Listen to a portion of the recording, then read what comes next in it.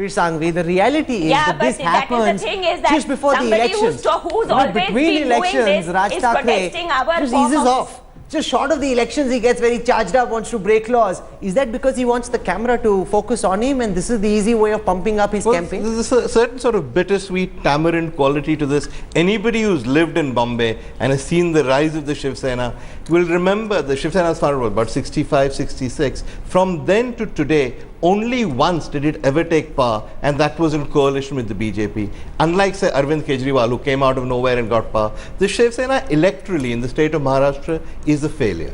It succeeds only because of agitations like this, and the same is true of the MNS, which is really the sort of the brother, the cousin, the child of the Shiv Sena. The idea is that every time you want to be noticed, be violent. The moment you're violent, the state won't turn against you. The Chief Minister is called Raj Thackeray today. In the old days, the Congress was the original godfather of the Shiv Sena. The BJP will align with them. This is essentially a cry for attention. Look at me, I can be your ally. I'm an important figure in Maharashtra. And it works.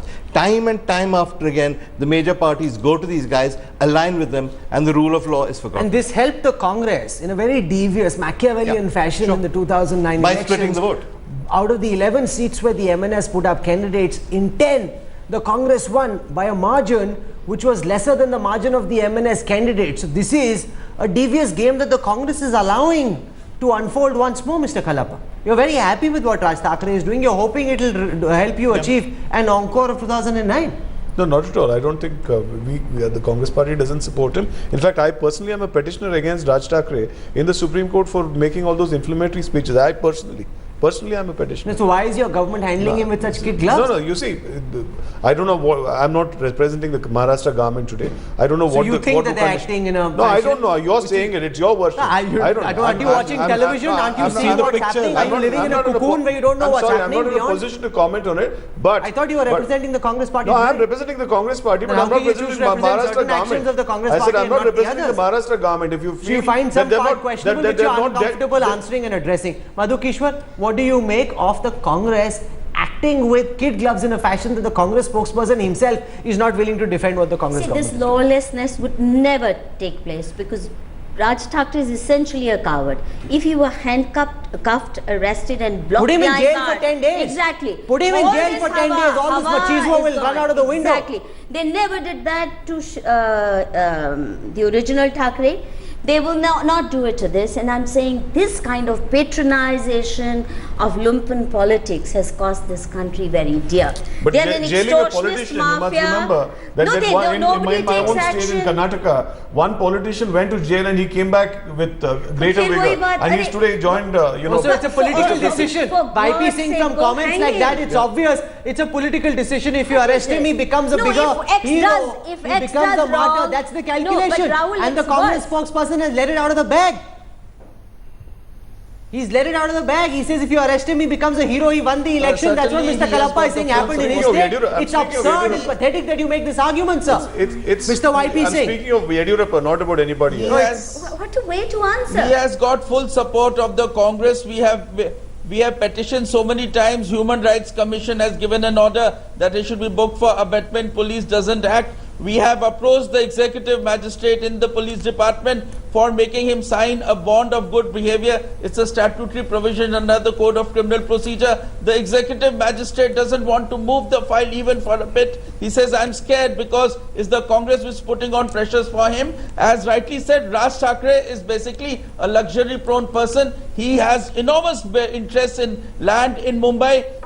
There's also talk which is going on that the toll booth is taken by one of the corporates against who is also a builder in Mumbai and with whom he has a professional rivalry, and on top of that he is trying to tinge it with a political color. So Raj Thackeray's agenda is extremely extraneous in nature. It is the Congress which is supporting him basically to divide the opposition votes, and he is taking full advantage of that. Mr. Aryaman Sundaram, the Congress spokesperson, says if we arrest him, he could emerge a martyr, could become a bigger hero. I didn't say Is that. I that spoke reason about enough Yediyurappa. not to act against a person? Or do you think it will be better if he's locked up in jail for a month, let the full force of the law come down on him, then we'll see whether Raj Thackeray is so gung-ho about breaking the law again? Mr. Sundaram. I thought the essence of a democracy, the essence of a civilized society is no one is above the law and the law treats everybody equally. So as far as I'm concerned, if anybody breaks the law, they should be treated in the same way as anybody else will be. And politics being politics, politicians being politicians, will, while spouting the law and saying how we are a democracy and how we're thinking of the people in general, are always wondering from moment to moment what the vote bank wants. And if today the politicians believe the vote bank wants this kind of behavior, and let's understand the behavior. The behavior, why should it not be populist? Forget the violence part of it. If somebody turned around and said, none of you pay taxes, none of you pay electricity bills, none of you pay toll charges, everyone's going to be happy. No, but that's a very important point. Happy. Why don't... But the question is, can the country run? Is this governance? Can they, if they actually became... 1 minute, madam, let me finish. Let me finish. One by one, no anarchy on the show. At least on center stage, we should follow the rule. No anarchy. Let Mr. Sundaram complete. I'm not shouting against you, ma'am. I'm just saying. My only concern is you can always accuse everybody. I mean, just imagine. She comes from the MNS. Anarchy is in her DNA. There's no way that she'll allow Mr. Sundaram to complete. But Shalini Thackeray, I hope you will hear my question. I don't even think you've heard what I said, madam. No, but that's the other part of anarchy. You never hear what the other person is saying. Both Anjali Davania and Shalini Thackeray have done that. All I'm trying to say is, of course it will be very populist to say people don't have to pay bills. It will be very populist to say people don't have to pay taxes. It will be very populist to say that electricity is free, water is free. It's a utopian society. But the fact is, if you are actually governing, please tell me, if people don't pay for all this, how in a sustained way are you going to be able to manage? Which is why you then try to find a way to run away from governance. Ms. Thackeray, you must respond. Raj Thackeray is, he's in the opposition. He's not governing. I wonder if he was actually governing, he'll be telling everybody, we don't need any money. Well, Kejriwal and he can take lessons from each other. Ms. Thackeray. We don't need money. We have not said that we do not agree about toll. We have said we do not agree with the process of the toll that the government is adopting. We do not understand the lack of transparency in the whole process is what we have been talking about, and that is why today we reach a point and say no, we will not pay toll because we do not get the value for the money that we actually pay to the government. So break the law. Instead of changing the law, break the law. But what's the message that's being sent, Ms. Thackeray? Ms. Thackeray, hear me out. Please, as the real Aam Aadmi, I request you to just hear me out before I get shouted down on my own show. Ms. Thackeray, hear me out. Please hear me out before I get shouted down on my show. In which case, both you and Kejriwal are sending out the same message. You are sending out the same message that break the law.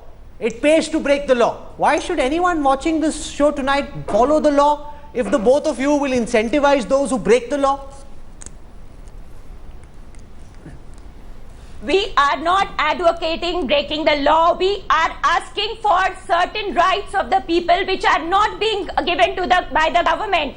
The government is sleeping over certain issues and the contractors are breaking certain laws which we are protesting against, and nobody wants to follow that particular point that there is law being broken by those people. These rules apply only for Mr. Thackeray and not for the government which is allowing these things to happen. What happened when you went to court, madam, on this? One sentence. What happened when you went to court? Each agreement, every clause in that agreement which is done with the contractor is being broken today. The people are not getting the services and they are being overcharged. So the message, Madhu Kishwar, is if you don't like what your neighbor is doing, go smash his head. That's it. They're not just breaking law. They're actually breaking heads. And that has been a time-tested... Nobody raises this Madhu issue. Kishwar is being out-shouted on the show tonight. That by itself is Rahul, you managed to out-shout No, that's amazing. all the time. It's a historic occasion. It's a historic moment. You do it all the time. You never let me finish a sentence. No, Shalini Thackeray butted in. I said nothing, madam. I said absolutely nothing. I can neither compete with you nor with Shalini. All I'm trying to say is that this is not a simple case of breaking law. Yes. The other part of it is that, you know, the point that the speaker from Maharashtra was raising, that there is political rivalry there because toll booths contract lies with a rival.